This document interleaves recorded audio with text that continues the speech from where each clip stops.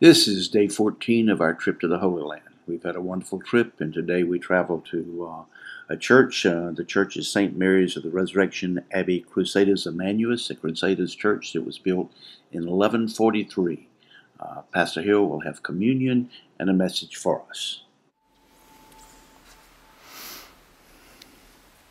There's a Latin proverb that is quoted by Cicero, and it goes like this: before you trust a man, eat a peck of salt with him.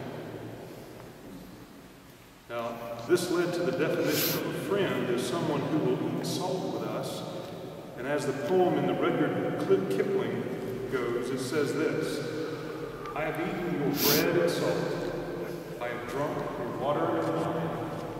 The deaths he died I have watched beside, and the lives that he led were mine.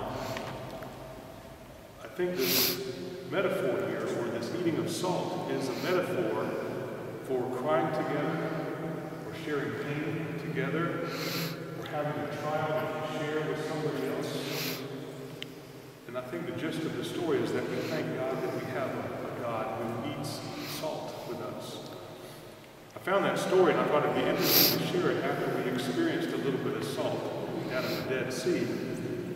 And it also reminds us, especially with a story about the conclusion of a journey of God through His Son, because He did it so that we could expect what we expect and experience what we experience in this world. I think one of the neat things for us is that we've all been on a journey these last 14 days, and we're all different as a result. And the journeys that we've been on, this journey has been a road that has led us to and through the roads that Jesus has been on. We were experiencing what the wilderness might have been like that Jesus would have gone through after he was baptized and was tempted. And we just saw today one of the proposed spots that maybe the devil would say, or Satan would say, look, can I tempt you with all this? I'll give you all these things if you'll follow me.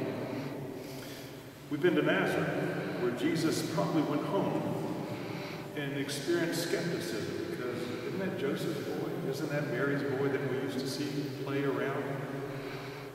We've been through Samaria, where we remember the story about Jesus meeting the woman at the well, and how he offered her water that would quench her thirst, unlike the water that was there.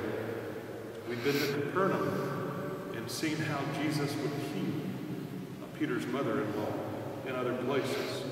We've been to Jericho. We've been to Jerusalem. And remember Bethphage as he got on the donkey and made his way down through the Kidron Valley and into those golden arches, those gates, into Jerusalem, where he took his last road, the road to death.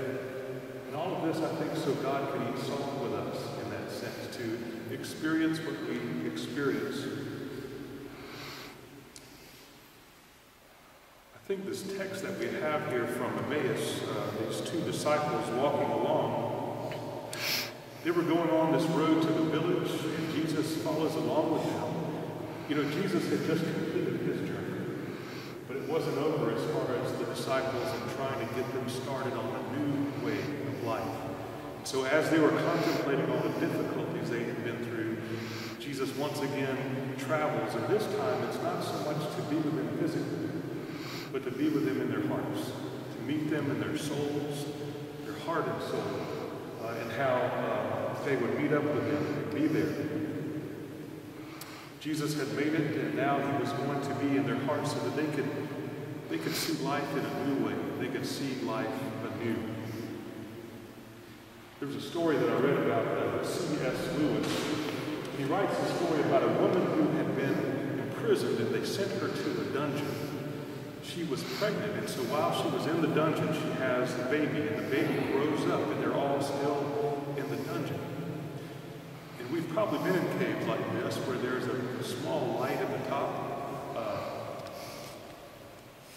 And as the boy was growing up, the mother was trying to describe to him what life was like on the other side of the walls.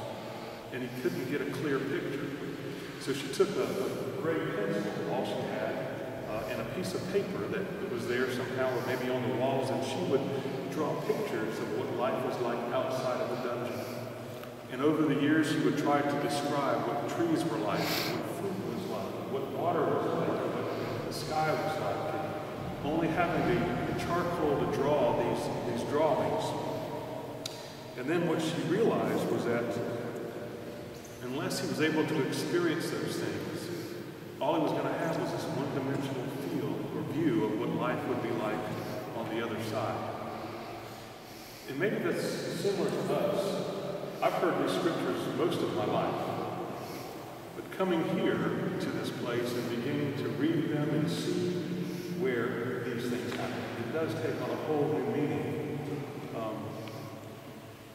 When we went to Timna Park and we saw some of the etched drawings on the side of the wall, those are pretty one-dimensional drawings, and yet just being in that place and thinking of the time, I bet it was such a more livelier time and event that those drawings depict.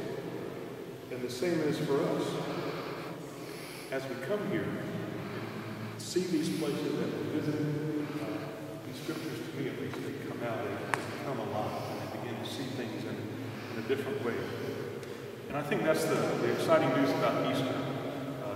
And this passage that's typically read either on Easter or the evening of the resurrection, because this is what the disciples have gone through. They've experienced the excitement of being a disciple, of seeing what Jesus saw, and then there was the death. And for as far as we know from the passage, it's been 3 days, they said. We don't know what's going to happen next. And Jesus said he would come. And here they are talking to him who is right there in their midst. And then he begins to talk to them. And as he does, something happens. And there's 3 things, I think, that happen. One is that there's a transformation that takes place in their lives. It becomes a crossroad where all they've learned and understood has this aha moment. And they begin to see for real what exactly is happening. Their eyes were opened, the scriptures had a lot more depth and meaning now because they became alive as he revealed them to them. And their lives were changed. Their lives were changed. The second thing, after being transformed, I think they and we have a sense of conviction. It said that their hearts were burned. When you get a conviction about something, it's as if everything you know and feel and are tells you to bet the ranch on it. And that's kind of the way you sense that they experience this. That no matter what's going to happen, there's something going on that is beyond, I guess, the capability of saying, you can't believe this.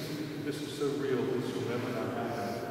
And I'm remembering Martin Luther, who oftentimes when he was in despair, was noted to have written just the words in the floor, and he had his finger, he lives, he lives. And when you go through those difficult times, to be reminded that we have a God who's still alive and who lives in us and who continues to surprise us even on that very journey where we're feeling like God is not with us. I was listening to our guide when we went on a walk yesterday morning at the woods, and she was telling us she's been there 43 years, and she was talking about the group of people who came there from the beginning and how they were so convicted that this was the way to be. So much so that they left everything, and now that they've done all that they've done, they wanted us to go away and bring others back so they could experience that same story. They had that conviction about how it was so right for them. And I think that's the second thing that happens for us when we hear these scriptures. And the third thing is that it caused them to have a witness. They not only were transformed, they not only had this sense of conviction now, but they had to go back and tell. So they go back to the other disciples and share the story about what happened. I think that's what we're called to do as well. And maybe that's the challenge for us as we leave this holy place and go back over to where we've been, is to not to be the same people that we were, but to be convicted, to be transformed, and to use every opportunity we have to be the light and the salt that perhaps God has for us. You know, along the way, and I'll close with this, I've seen the Israeli flag, and I've seen the Star of David. I haven't heard really an explanation for that, and maybe Dr. Luke could give some insight with that. But I did read up on it a little bit one day. And I'm told that the Hebrew name for the star maybe is Magen David, and it literally means the shield of David. The star, it's really two triangles that are superimposed upon one another so that they're 6 points. I also read that it's not in the Bible, it's not in the Talmud, but it's often, it acknowledges that David was a military hero and he had might, but that his might was not in himself. It was in the God who was with him. If it weren't for God, he would not have this power that took place, and so this is a symbol for that. But there are a couple of explanations about the symbol of the Star of David that I enjoyed, at least, and it made me think about it. One was this. It was a practical one, so I think about the practical aspects. That during the Bar Kokhba, is that right, the rebellion around 70 AD, when the Jews were Rome was taking over Jerusalem, that it's possibly that a new technology was developed for shields that provided inherent stability by taking some of the metals and having a triangle shape and superimposing them, and it was causing a very strong shield to take place. So that's a practical way maybe that star came about. Provide a very practical way for having a shield. The other one that I kind of liked though was that the six-pointed star receives form and substance from its solid center. When you think about that. That the inner core of the Star of David represents the spiritual dimension, and it's surrounded then by the 6 universal directions: north, south, east, west, up, and down. But in the center is the soul of the spiritual connection that we have.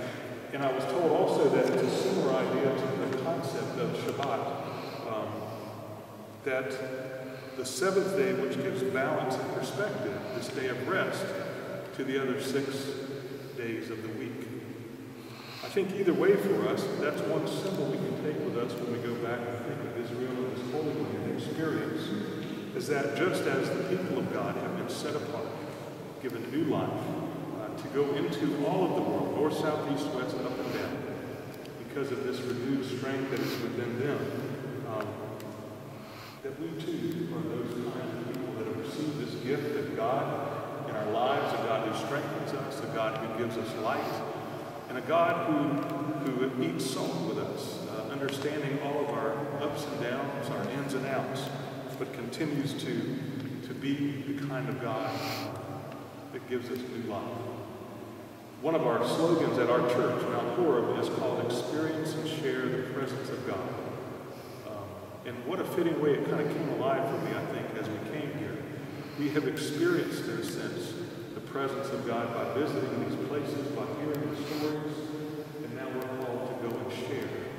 And even again, as we come to another holy place and experience God's Word again, and experience the gift of new life that we receive in sustenance through the bread and wine, the body and the blood, we're reminded how we, as they are called to live each day focused on the life God sets before us and with the strength God gives within us.